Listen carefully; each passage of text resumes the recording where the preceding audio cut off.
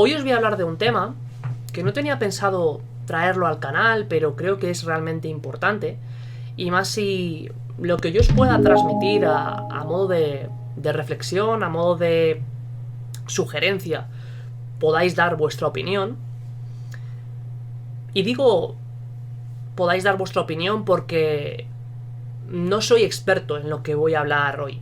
Yo, por supuesto, os trabajo como psicólogo, pero no soy psicólogo educativo, no trabajo en colegios directamente, sí que puedo estar en contacto por mi trabajo con profesores, docentes, pero por supuesto hay una rama específica que es el psicólogo educativo, la figura del psicólogo educativo, psicóloga educativa. Y lo que os quiero comentar hoy es importante, creo que es importante porque me hizo pensar de alguna manera algo que se habla mucho pero que se le pone poco remedio, por no decir nulo. Y es el hecho de que nuestro sistema educativo, el sistema educativo español, está realmente anticuado. Y digo anticuado porque viendo lo que estudian chicos, chicas en primaria, en la ESO, en bachillerato, realmente son contenidos que yo, por ejemplo, los pasé, los estudié, mis padres también, mis otros familiares, seguramente generaciones anteriores también, siempre por supuesto actualizados, pero se enseña de una forma muy parecida a cómo se ha aprendido en otras épocas. Y por supuesto esto es algo que me parece asombroso porque el mundo cambia, el mundo ha cambiado y hoy en día cuando vas a una entrevista de trabajo, seguramente tengáis experiencia, notéis que se valoran aptitudes, habilidades que se os ha enseñado muy poco a desarrollar. Se valora el trabajo en equipo, la proactividad, que te desenvuelvas de una manera que no has tenido la oportunidad de desenvolverte nunca. Y esto me hace pensar en que de alguna manera se sigue potenciando unas aptitudes que luego no vamos a utilizar. Por centrarme en el contenido primero, como decía, considero que el contenido de alguna manera se debe actualizar. Y esto, por supuesto, pues nuestros políticos y personas que están detrás para reestructurar todo esto deberían tomar nota y cambiarlo. Respecto al contenido, porque por supuesto está muy bien aprender matemáticas, aprender física, aprender historia, pero la manera en la que se aprende ese contenido hace especial énfasis a una aptitud que luego en tu día a día no usas. Y es la memorización. Se aprende a memorizar, pero no se aprende, o al menos yo creo que a nadie le han enseñado a memorizar, a formas alternativas de memorizar, pero se incide directa o indirectamente en esta capacidad, en esta aptitud para el alumno o la alumna que aprenda a memorizar. Y cuando este alumno o esta alumna deja su educación, bien sea porque prefiere ponerse a trabajar o sigue estudiando, y luego se inicia en la vida laboral, descubre que esa aptitud, la aptitud o la capacidad para memorizar, le sirve de poco. Porque ¿quién no hoy en día recurre a consultar un dato en el móvil, en Google, o cierta información que dices, pues sí, la estudié en el instituto, la estudié en la escuela, pero no me acuerdo de ello? Y recurre a la búsqueda de información. Pero incluso profesiones como la mía, la figura del psicólogo, médicos, enfermeros, también recurren a esa búsqueda, porque no tenemos una capacidad para memorizar ilimitada. Pero sí que aprendemos a filtrar, y es ahí donde se debe hacer el énfasis, en enseñar a filtrar esa información. Y por supuesto, en otros contenidos que a día de hoy son realmente necesarios. Porque es realmente necesario aprender a relacionarse. Porque vas a tener que trabajar luego en equipo, con otras personas. Se tiene que aprender a resolver conflictos. Los tenemos en el día a día. Y muchas veces no sabemos resolverlos. Y también se tiene que aprender otros contenidos que son ciertamente importantes, como el aspecto a nivel alimenticio, la nutrición, la importancia que tiene la nutrición a nivel preventivo. Por ponernos un ejemplo, hay muchísima evidencia que apoya ciertas hipótesis de la importancia que tiene una buena alimentación en nuestro estado emocional, como prevención a la depresión. Diagnóstico que, por supuesto, es multicausal, no solo influye eso. Pero es algo sobre lo que es verdaderamente importante incidir. También es realmente importante aprender a manejarse con las nuevas tecnologías que son nuestro día a día. Y no se enseña a manejar esas herramientas. Redes sociales, internet, ordenador. Herramientas que luego en tu día a día tienes. Por poneros un ejemplo, porque en casos, por ejemplo, de ciberbullying, en los que evidentemente hay un factor importante a nivel de redes sociales, a nivel preventivo se puede trabajar en que una persona pueda denunciar este tipo de prácticas cuando es consciente de ellas. Mecanismos a nivel preventivo. Y por continuar con los ejemplos, más asignaturas que podrían sí continuar con esos contenidos, pero buscar formas alternativas de continuar con ese aprendizaje asignatura y no con el énfasis en la capacidad para memorizar. Hay una mejora enorme que se podría hacer. Enseñar a relacionarnos, a comunicarnos, a transmitir ese contenido que por desgracia no se enseña hoy en día. Sí que se está empezando a hacer algo en algunos centros, pero no es algo que destaque. Por tanto, creo que es algo donde sí que podríamos empezar a reflexionar sobre ello. El segundo aspecto que quiero destacar, que considero que es importante matizar, y fue algo que pensé el otro día cuando salí del despacho, fue que de alguna manera en nuestro sistema educativo se fomenta poco la individualización del alumno o de la alumna. ¿A qué me refiero con esto? A que sé que es muy difícil, por supuesto, y en esto los profesores y las profesoras no tienen para nada la culpa, porque tienen muchísimos alumnos por clase. El hecho de tratar a un colectivo por igual es realmente difícil porque cada uno tiene sus características. Pero muchas veces en ese aprendizaje que se podría hacer a nivel colaborativo, se puede enseñar al alumnado, a la clase, aparte de que tú les estás enseñando, a ayudarse entre ellos. Por ejemplo, en el caso de que una profesora esté explicando una asignatura de lo que sea y haya una persona en clase que no entiende lo que está explicando, si se adquiere el hábito de enseñar al alumno o a la alumna a enseñar al otro, ya estás fomentando dos aspectos importantes. En primer lugar, que se refuerce a esa persona que no es capaz de ir al mismo ritmo que los demás, y a la vez estás enseñando a ayudar. Algo que es extrapolable a otras áreas de sus vidas.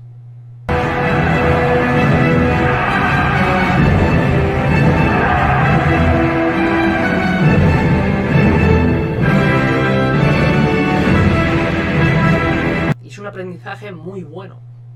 Pero aparte de ello, hay algo fundamental que sucede en muchos centros, y es que cuando un alumno o una alumna tiene algunas características que lo hacen distinto a los demás, capacidades distintas, automáticamente se les separa en otra clase con alumnos de sus mismas características.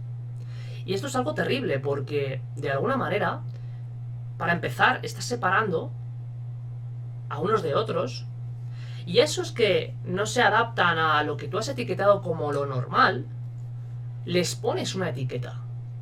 Una etiqueta que ya a nivel cultural, a nivel social, la van a tener. Y esto es duro encima. Pero si esa etiqueta la fomentas como centro, que como digo no sucede así en todos los centros, pero en algunos, por lo que me consta, sí, es algo que no ayuda nada a que esas personas puedan trabajar al mismo ritmo que los demás. Porque para empezar, ellos mismos asumen su etiqueta. Soy Juan y tengo este problema. Por lo tanto, no tengo solución.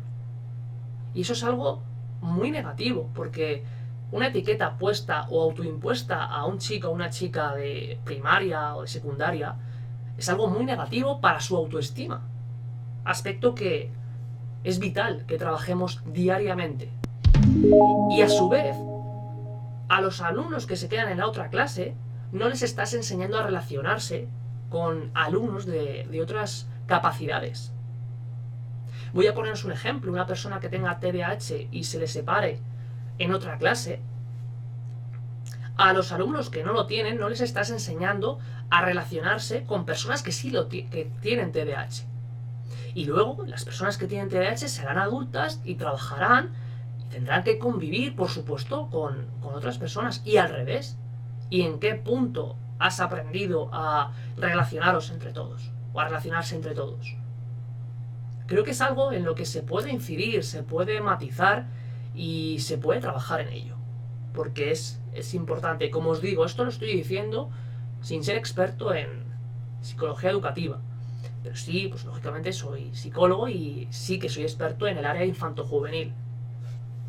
Pero creo que son aspectos en los que se puede empezar a matizar, a cambiar, a entender que cada alumno y cada alumna tiene capacidades distintas y tiene intereses distintos y motivaciones distintas. Y es importante ir ahí, a la motivación del alumno.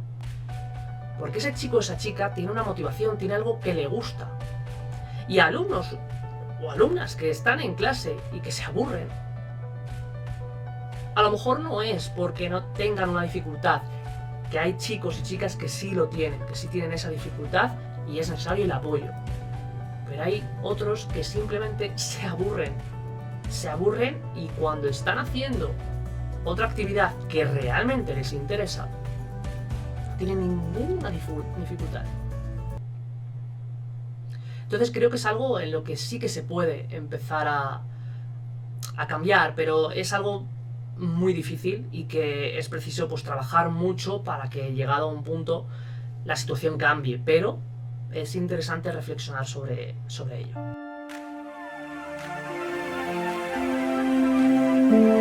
Es la importancia que tiene el profesor, la figura del docente, no para el contexto escolar, sino a nivel nacional. La figura del docente es algo tremendamente valorado. Y creo que es algo que convendría que lo tuviésemos en cuenta y que lo empecemos a valorar por igual. Porque creo que todas las personas que estamos aquí, tú que me estás viendo y yo, tenemos a un profesor o una profesora que nos ha marcado. Algo que nos haya enseñado, que nos haya transmitido, una experiencia, unos momentos. Yo he tenido a muchísimos profesores en mi vida, y profesoras, por supuesto, algunos con los que te llevas mejor, otros peor, y hay algunos que te llevas un aprendizaje enorme, tanto a nivel de conocimientos como a nivel de persona, de valores. Y creo que eso es lo importante que tendríamos que empezar a hacer, a cambiar. Porque hay algunos que nos han apoyado en lo que más nos gustaba y nos han animado a continuar en ello, a pesar de que pudiese surgir cualquier dificultad. Y creo que ahí es importante que empecemos a hacer algo que sí que hacen en Islandia, que es reconocer la importancia que tiene la profesora o el profesor para todos nosotros, porque al final nos van a educar a lo largo de toda nuestra vida. Segundo aspecto que creo que es importante por el éxito que tiene Islandia, habla de los hábitos. Si mal no recuerdo, lo leí hace poco, os iré poniendo imágenes o escenas. En las familias de Islandia tienen el hábito de... Bueno, aparte de que no sé si el 70-80% de las familias estaban registradas en algún plan de ir a bibliotecas o de acceder a bibliotecas, el hábito de leer es algo que se fomenta muchísimo, tanto los fines de semana como en determinadas fiestas. Creo recordar que en Navidad, en la noche de Navidad, es costumbre a nivel nacional de regalarse libros y quedarse leyendo por la noche. Y claro, es algo que fomenta un hábito, fomenta el interés por la cultura, fomenta el interés por el aprendizaje. Y es ahí donde tenemos que ir, no solo cogiendo el ejemplo de los libros, de aprender o de fomentar el hábito por la lectura, sino de fomentar hábitos saludables. Esto lo podemos extrapolar a fomentar hábitos saludables a nivel de alimentación, hábitos saludables a nivel deportivo, hábitos saludables a nivel de autocuidado psicológico. Todos son hábitos en los que se puede trabajar y que es importante que se trabaje. Y por último, lo que se hace a nivel del sistema educativo es potenciar no la memorización, sino la capacidad para pensar. Que cada alumno o que cada alumna aprenda a pensar, aprenda a filtrar esa información, a coger toda la información que necesita y seleccionar la que mejor le conviene. Y con esa información construir su propio aprendizaje. De hecho, yo hay vídeos que, como he dicho, no soy experto en todo y es importante entender esto porque la psicología es muy amplia y hay muchas ramas distintas. Está la psicología clínica, yo trabajo en esta rama, psicología educativa, social, recursos humanos, etcétera. Y cuando puedo preparar algún vídeo de otras características, de otra disciplina, o de otro área, perdón, distinto a la mía, lógicamente es un material que te tienes que preparar, que tienes que recopilar información, sintetizarla, estructurar un guión, y te das cuenta que esa es una excelente forma de aprender, el coger una información, sintetizarla, resumirla, elaborar un guión, grabar un vídeo, y te quedas con el aprendizaje. Y puede ser una excelente...